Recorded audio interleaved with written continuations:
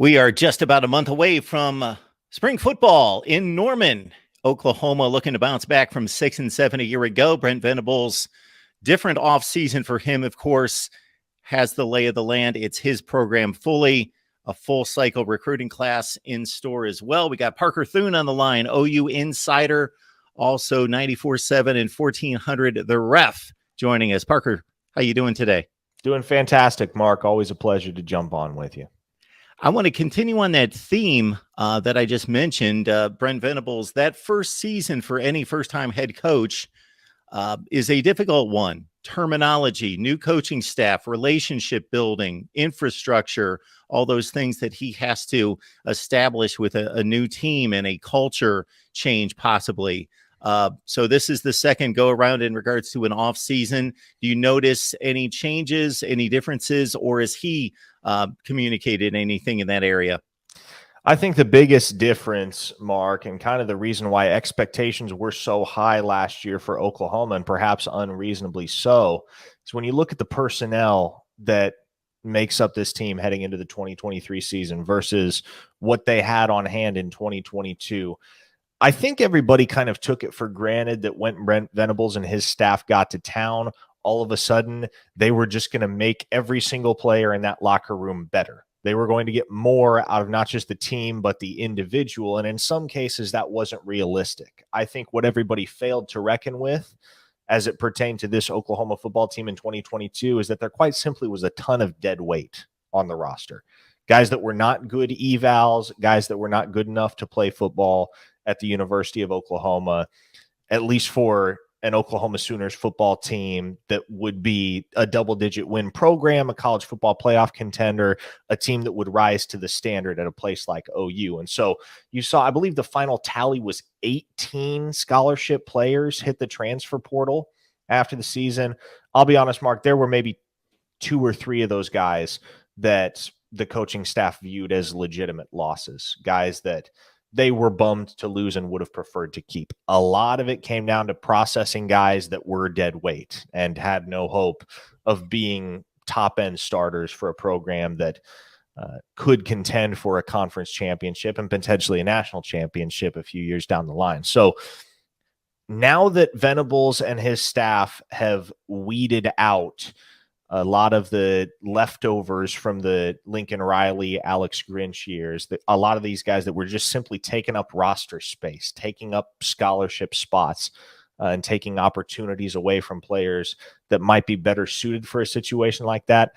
I think you can head into 2023 with a much more realistic expectation that the bar is going to be raised at Oklahoma back to where it was for most of the previous decade before the turnover in the coaching staff and all of the newness that surrounded this program in 2022 ultimately proved too much to maintain the requisite consistency to be a winning program that season. For me, looking in from a treetop perspective, there seems to be 2 points in the season in which you can gain some hope and optimism from what the coaching staff was able to accomplish. One being after the series of the TCU blowout, the Texas blowout, the embarrassment there, that it really had the feel of coming off the rails. They regrouped, they played much better football, they won enough games to get to postseason play. And then once in postseason play, they played, of course, one of the hottest teams in the nation, a team that's getting a ton of pub going into 23 as a top 5 team, and they took them right down to the last play of the game.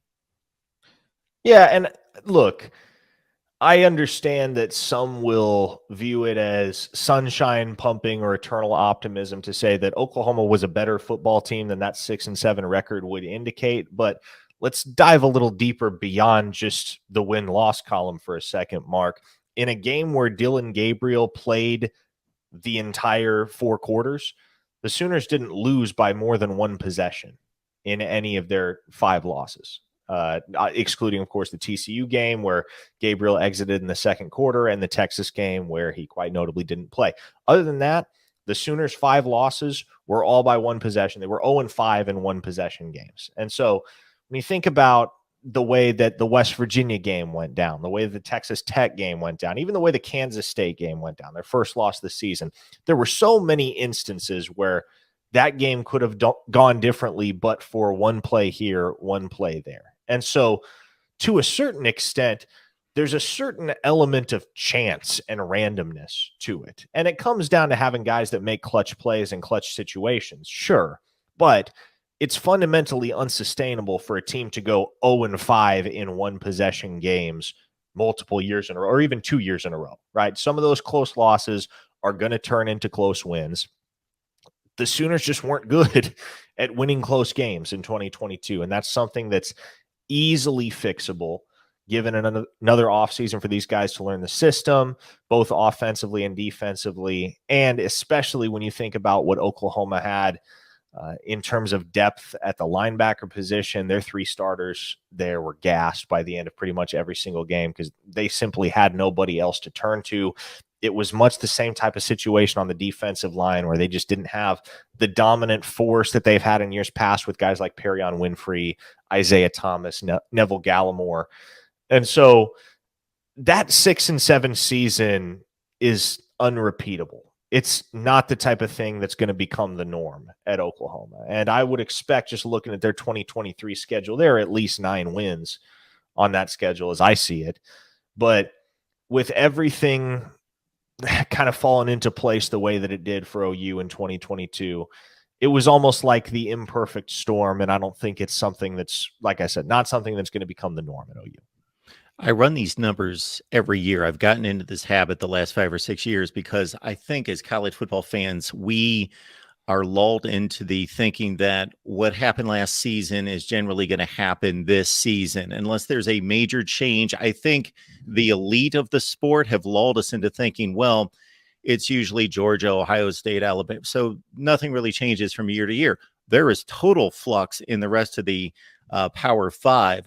27 of the 65 teams, Parker, from 2021 to 22 either increased or decreased at least 3 wins from one season to the other.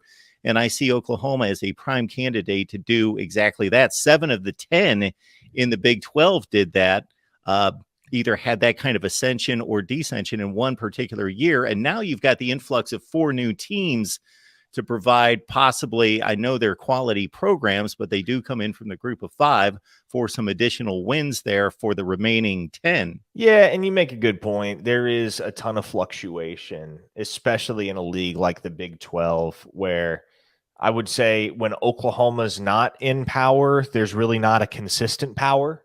And obviously, Oklahoma hasn't been in power the last couple of years. It's given rise to programs like Oklahoma State, Baylor, TCU, Kansas State, the 2022 Big 12 champions.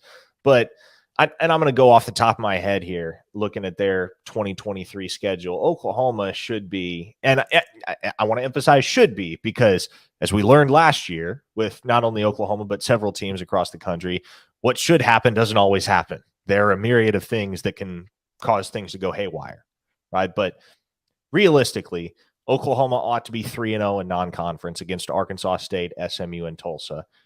They ought to beat Cincinnati and Iowa State to go into the Texas game at 5-0. Texas, I think, is one of those. It's one of those opponents, and that rivalry series is also one of those games where you never know exactly what to expect. It can always swing one way or another. So that's not a surefire win for Oklahoma. That's not a surefire win for Texas. That's a game that's always a flip of the coin, no matter how good those two programs are year in and year out. We've seen so many times in years past that the team that comes in down can all of a sudden rise to the occasion and knock off an opponent that might be significantly more talented. So that's one of the games to me that I worry about as it pertains to this Oklahoma team in 2023. So too do I worry about their 2-game turnaround at the end of the season where they visit BYU and Provo, turn around 6 days later, and are going to play TCU on a Friday night, Black Friday in Norman. Outside of that, you got UCF, you got Oklahoma State, you got Kansas.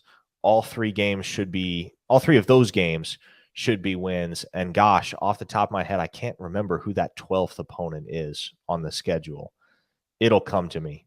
But to me, Texas, BYU, TCU, those are the games that OU fans should be apprehensive about heading into 2023. But they should have the expectation that their program is going to be able to do away with the other 9 opponents on the schedule. Parker, as I prepared for the various schedule releases from the various conferences, this was the one that fascinated me the most because it had the most variables with the 4 new incomers. And how would they treat those 4? How would they treat Texas, Oklahoma? Did you see anything egregious there or any kind of pattern in regards to the Sooner schedule for 23? No, I really didn't. And I really didn't get that sense across the whole conference. It's a fair schedule. It's a balanced schedule. I think the conspiracy theorists will assert that the Big 12 was trying to make Oklahoma and Texas's exit ramp from the conference as difficult as possible. I don't really feel that way. And I also just feel like there's a ton of parity in this conference as it is. It's real hard to stack a schedule in the Big 12 just because the separation between teams 1 through 10 in 2022 was so small that can you really regard one schedule as that much more difficult than another, even when you do factor in Houston, Cincinnati, BYU, UCF in 2023. So that's about where I stand on it. I'm right there with you. And I certainly believe that once Oklahoma and Texas, not just from the standpoint of how good they are now, but obviously their potential and their history are going to leave in their wake probably unprecedented parity for any conference across the landscape. We got Parker Thune on the line. You see his Twitter handle. It's easy, Parker Thune. Catch him at OU Insider on 247 Sports. Of course, it's also the ref at Sports Talk 1494.7. Parker, of course, we had heard news just prior to the announcement that the join would happen with Oklahoma, Texas to the SEC in 2024, that they were negotiating obstacles, television deals to be made that might hold it up to 25. I never thought that it would last that long. I know that the SEC wants to get going with their future vision and just to really, just the thought of Oklahoma and Texas sticking around the conference for that long, where both parties seem to want to move on, except maybe the Big 12 might want to hold on to some revenue there for as long as possible. We know it's 2024. I would guess on one hand, from the Oklahoma contingent, there's this excitement that, hey, we're finally moving on. We're getting to the SEC, but then some sense of urgency that we got to get this program in shape. There are mixed emotions, as there always are with a move like that. I think on the whole, Oklahoma fans are excited about the move, especially seeing that Brent Venables and his staff have the ability to recruit an elite class, the number 4 class in the 2023 cycle, despite the fact that the on-field success hasn't even come yet, at least not to the extent that fans expect. And so there are sports like basketball and there are sports like softball where the dynamic's going to change going from the Big 12 to the SEC. But I think everybody looks at a move like this through the lens of how does it affect the sport of football? How does it affect the football program? And I think the rising tide lifts all boats. And with Oklahoma and Texas entering the SEC, you now have what was already the most dominant athletic conference in the country, certainly the most dominant football conference in the country, adding 2 of the biggest brands in the sport that weren't in the SEC yet. And so I think most everybody that looks at this rationally and looks at this holistically understands that this is a net positive, not just for Oklahoma, but for Texas, as well as for all the other 14 charter members of the SEC. And it made sense to implement that transition in 2024 because you have all the seismic changes in college football kind of happening concurrently at that point when you look at USC and UCLA transitioning to the Big Ten and the college football playoff expanding to 12 teams. You mentioned earlier how different this offense performed under Dillon Gabriel versus without him. 25 touchdowns, 6 interceptions. Your thoughts about Dillon Gabriel? There are some criticisms at times that he can go through stretches where he is erratic. But besides that, obviously a dual threat guy that has been around the block a few times. Yeah, and it's funny. You bring up the word erratic, and I think that's the perception that a lot of OU fans have of Dillon Gabriel. And I'm really not sure why. Just because erratic is the antithesis of what that guy is as a quarterback. He's exceedingly safe with the football, knows how to take calculated risks, but doesn't put the ball in harm's way. I would say if Dillon Gabriel errs, he errs towards the side of caution. And maybe that's not something that OU fans love to see when, you got relatively recent memories of Baker Mayfield and Kyler Murray going bombs away. But for Gabriel, I think stepping into year 2 in the Oklahoma system and what will be year 3 for him in Jeff Lebby's offensive scheme in 2023, that yields an opportunity for him to take a leap. And he had an outstanding season statistically at Oklahoma, especially given that he missed the better part of 2 games last year. You mentioned the touchdown to interception ratio, 25-6. That's more than adequate in today's college football. More than adequate. That is well above average, not elite, but well above average. And I think if the defense is where it needs to be and where we expect it to be as media members for this Oklahoma team, in 2023, Dillon Gabriel should only need to be above average in order for Oklahoma to win 9-10 games, be in the conversation for a Big 12 title, and maybe have an outside shot at the college football playoff if the stars align just so. Now, Dillon Gabriel, I don't think needed to be any more than he was for Oklahoma in 2022. He didn't need to play any more spectacularly than he did. There were a lot of issues that football program had last season. Dillon Gabriel was pretty far down the list. So I know much has been made about 5-star signee Jackson Arnold, who is a wonderkin, and he is going to be a future superstar at the University of Oklahoma. But this is still Dillon Gabriel's team. This is still Dillon Gabriel's job. He's going to have every opportunity to prove in 2023 that he can be the captain at the helm of a program that is a conference title contender. And I think that's where Oklahoma is going to be with him at the controls. So there's a bridge between Dillon Gabriel and Jackson Arnold. But in the meantime, what we saw last year when Dillon Gabriel was hurt was, it's really not an overstatement in terms of college football talk, a disaster. So they obviously want to be able to go to somebody reliable if they need to this season. Yeah, certainly. And that's why everybody was so stoked to get Jackson Arnold to Norman, is because right now the drop-off, and last season the drop-off between Dillon Gabriel and every other quarterback on the roster was sizable. And to everybody that didn't understand that, it became conspicuous when OU was having a tight end take the majority of their snaps at quarterback against Texas when Gabriel was unable to play. So Arnold, for my money, enters the 2023 campaign as the clear QB2. There's really no question about it. Davis Bevell and General Booty are still on the roster, but if worst comes to worst and Dillon Gabriel misses time in 2023, it's going to be the Jackson Arnold show. Now, Arnold is a guy where if you need him to step in as a true freshman, he's not going to be in over his head. He's exceedingly confident. He's collected. He's intelligent. He's got an impressive athletic profile as both a thrower and a passer. And so I think much like Caleb Williams in 2021 and much like Cade Klubnik in 2022, if he is a guy that you need to step into a starting role, he's going to be serviceable at the worst, very, very good, and highly capable at best. And I think that's why OU fans have a little bit more, or I should say a little bit less uneasiness surrounding the quarterback room for this coming season, is because they know even if Gabriel gets banged up, they have a viable contingency plan in the form of Jackson Arnold. Eric Gray moves on from the running back room after a tremendous season in 2022, exceptional pass receiver out of the backfield. Of course, Gavin Sawchuk and Javonte Barnes were the two highly touted guys coming in last year, and you, as well as a few others, certainly touted Barnes as being more prepared to make that jump. He was an early enrollee, and he certainly proved that was the case.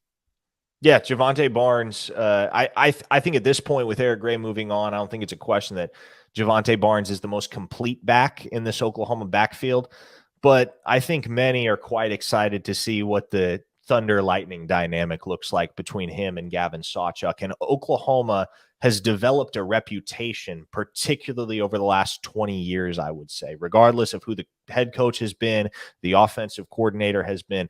Oklahoma has always had a very strong backfield tandem. It's been a constant for this program. You can rewind all the way to the days of Adrian Peterson and Alan Patrick, right? DeMarco Murray and Chris Brown. In recent years, Samaje Perine and Joe Mixon.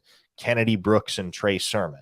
And they've even had a couple quarterbacks rush for 1,000 yards in Kyler Murray and Jalen Hurts. And so to me, Barnes and Sawchuk are the two guys that comprise the next great backfield tandem at the University of Oklahoma. And I don't think it's out of the realm of possibility that you see both of those guys eclipse the 1,000-yard barrier in 23. I think with presumably more game control, Oklahoma's going to run the ball more than they did in 2022.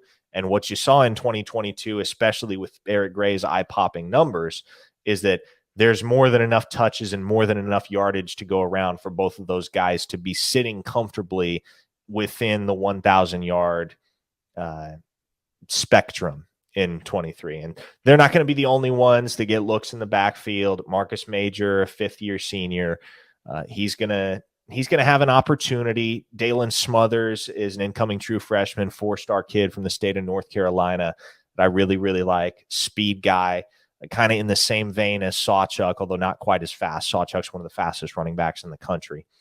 And then you got a couple of bruisers in Tawi Walker and Emeka Megwa that could be guys that get looks in goal line scenarios. And I do think Jeff Lebby is going to put a greater emphasis on using Dylan Gabriel in the run game as well, especially with the knowledge that if he takes a shot and he has to miss a couple of drives or even a game, you got Jackson Arnold waiting in the wings. Parker Thune on the line with us, talking up the Sooners, month away from spring practice in Norman. OU Insider on 247 Sports is where you can find Parker, but also, of course, Sports Talk, 1400 94.7. His show is The Ref each and every day at noon Eastern, 11 Central? 1 Eastern, 12 1 Eastern, noon Central. That makes sense. We want to make sure everybody can find you right there. We move to wide receiver. Marvin Mims is obviously the big loss, but there's a lot of production coming back to that position. There's some production, not a lot. And honestly, it looked throughout most of December like Marvin Mims was going to come back for another year, going to come back for his senior season at Oklahoma. He ultimately decides to move on, take his chances in the NFL draft, which you can't fault him for. He was wondrous over his 3 seasons in the Crimson and Cream, and he's got a bright future at the next level. But the Sooners bring back 2 starters in Jalil Farouk and their trusty slot guy, 6th-year senior Drake Stoops, Bob's son. Outside of those 2, there is not a returning receiver on this roster that caught more than 3 passes for Oklahoma last year. So there is a ton of uncertainty as to who steps in and fills the void. They did bring in 1 transfer, Andrell Anthony from Michigan. They converted DJ Graham from defensive back to wide receiver, which was long overdue. He was recruited to Oklahoma as a receiver, ended up playing defensive back and starting by the end of his freshman year at cornerback. He's got outstanding athletic ability, but his first love was always wide receiver. And so he switches back to the offensive side of the ball. He's going to be a factor. A guy that I am really, really high on is redshirt freshman to be Nick Anderson, former 4-star signee out of Katy, Texas, younger brother of another former 1,000-yard rusher for Oklahoma, Rodney Anderson, who popped off for 1,161 yards in 2017 as Oklahoma went all the way to the Rose Bowl behind the Heisman Trophy winner in Baker Mayfield. But Nick Anderson is a guy that, I mean, you talk about the complete package at wide receiver. I don't know if there are many or any guys that have it in that room quite like him. 6'3", upwards of 200 pounds, strong, thick, fast, excellent route runner, great ball skills.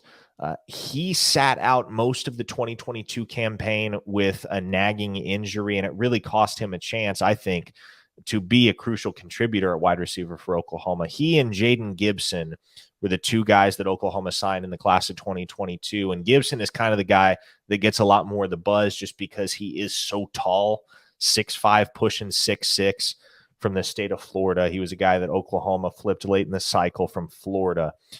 But as much as everybody talks about Gibson, it seems like they don't talk nearly as much about Nick Anderson, who may have the highest ceiling of anybody in Oklahoma's receiver room right now. And so there are a wealth of options. LV Bunkley Shelton, an Arizona State transfer, JJ Hester, a Missouri transfer, 2 guys that have already been at Oklahoma a year, and are going to be looking to expand their share of the snaps.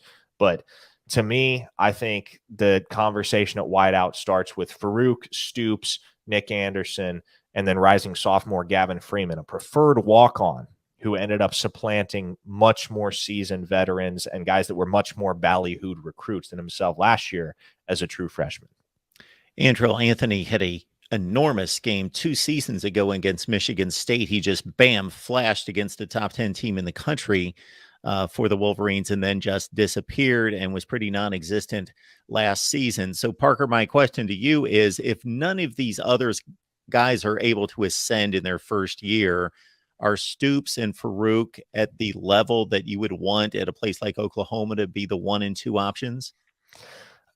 Here's the thing, and that Oklahoma, this is something that happens every single year. You can virtually set your watch to it. OU fans are worried about receiver and worried about the quantity of proven commodities. And I think what has become a constant, one of the constants in this program in years past, is that somebody will emerge. And again, for my money, I think that's going to be Nick Anderson. But you rewind to 2020, nobody thought Marvin Mims was going to do what he did as a true freshman, but he led Oklahoma in most major receiving categories.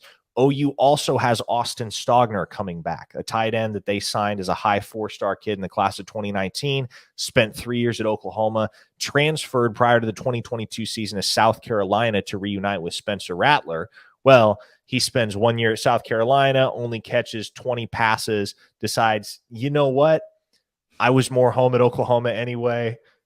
Comes right back home to where it all began for him for his final year of eligibility. And so he is, when healthy, an exceedingly valuable commodity at tight end and one of the most physically dominant players at that position in the entire nation. And so if he can recapture the form that he showed at Oklahoma when he was really in his prime, which I would say it was early 2020 before he suffered a bout with sepsis that caused him to lose about 40 pounds and sidelined him for the second half of that season. If he can recapture the form that he displayed in early 2020, because he was leading OU in most receiving categories that season up until the injury, that's just another arrow in Dylan Gabriel's quiver and another guy it's going to make quite a productive dent offensively for Oklahoma in the passing attack. Okay, let's move on to the offensive line. Parker, appreciate you being here, running through all the positions. Yeah, you know, it's interesting, Mark, because they do have to replace 3 starters in Harrison, Morris, and Chris Murray, who's also NFL bound at right guard. And yet, I think my concern and many fans' concern at this point in time is that, well, shoot, you're going to have to bench somebody.